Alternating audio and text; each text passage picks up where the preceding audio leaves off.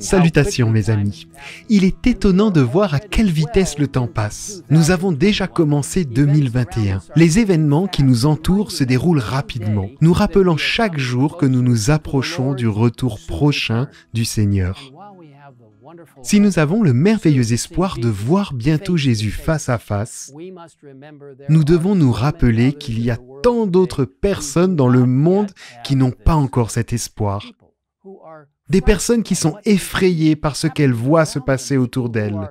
Des personnes qui se demandent ce que l'avenir leur réserve, mais ne savent pas où trouver les réponses fiables. D'autres peuvent avoir connu la vérité à un moment donné, mais ont depuis abandonné leur foi. Dans Luc 15, nous lisons le célèbre trio de paraboles traitant la brebis perdue, la drachme perdue et le fils perdu. Dans le cas de la brebis perdue, la brebis sait qu'elle est perdue, mais ne sait pas comment retrouver son chemin. Bien sûr, la drachme ne sait pas qu'elle est perdue, mais elle a toujours une grande valeur et on se réjouit lorsqu'elle est retrouvée. L'histoire du fils perdu est la plus touchante de toutes. Le fils bien-aimé qui s'éloigne, mais qui est ramené à la maison par l'amour de son père. Dieu nous a donné, à vous et à moi, l'incroyable privilège de tendre la main aux âmes perdues pour lui. Et il ne nous demande pas de le faire seul. Dans le merveilleux livre Service chrétien, on lit « Les anges ont attendu longtemps la collaboration des membres de l'Église pour l'œuvre qui doit s'accomplir. Ils vous attendent encore. » Quelle incroyable opportunité! Le Christ a chargé ses puissants anges de travailler avec nous pour atteindre les âmes à sa place. Pour aider à mettre l'accent sur ce travail important, l'Église mondiale a désigné ce prochain sabbat, le 6 février, comme « Atteindre le monde », une journée d'évangélisation personnelle. Organisée par le département de l'école du sabbat et des ministères personnels de la conférence générale, cette journée nous rappelle l'incroyable impact que nous pouvons avoir en tant qu'individus par la puissance du Saint-Esprit de Dieu. En atteignant les autres, nous pouvons être utilisés par la force du Saint-Esprit.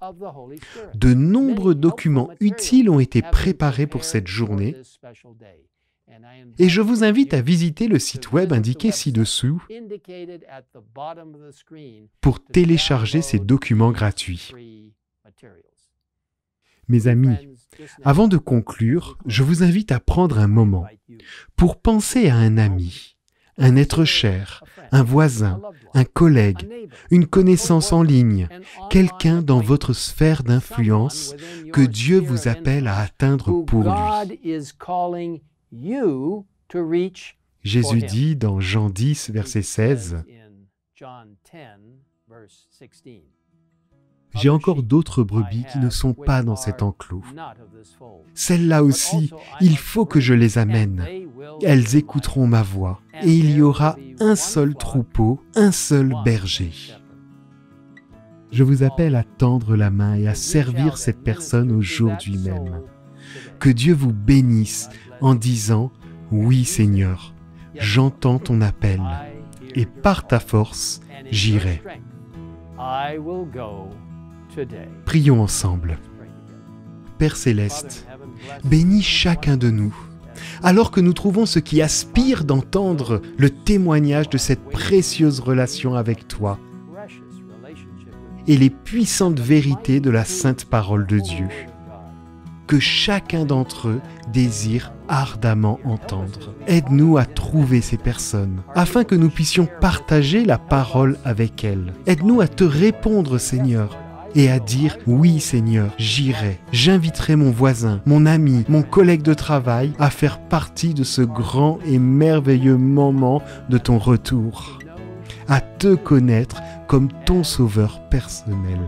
Seigneur, bénis chacun de nous alors que nous nous engageons dans des ministères personnels auprès des autres. Merci de nous avoir écoutés et de nous avoir promis ton retour prochain lorsque nous serons avec ceux que tu as touchés par nos efforts et que nous te donnerons toute la gloire. Nous te le demandons au nom du Christ. Amen.